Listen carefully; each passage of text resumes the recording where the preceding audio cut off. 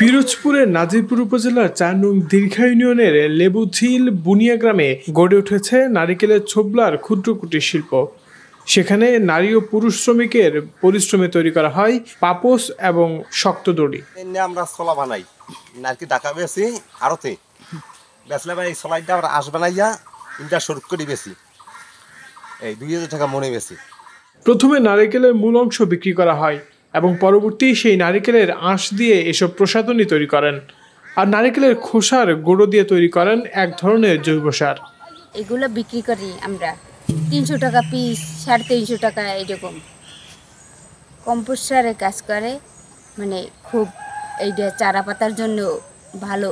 উদ্যোক্তারা জানান সরকারি সহায়তা এবং ঋণ সুবিধা পেলে ঘুরে দাঁড়াতে পারে সম্ভাবনাময় কুটির শিল্পটি।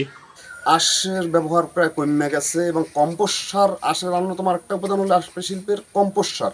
কম্পোস্ট সারও হারাই যাবে, কারণ এই অঞ্চলে কম্পোস্ট সার দিয়ে চারা উৎপাদন করা হয়। যে বাসমান বীজতলায় চারা উৎপাদনের কম্পোস্ট সারটা খুব জরুরি এবং এটা হারাই যাওয়ার পথে। এই শিল্পের যদি সরকারি কোনো উদ্যোগ না নেয় এই শিল্পকে বাঁচাই রাখার জন্য, তাইলে শিল্প মানে খুব অচিরেই হারাই যাবে।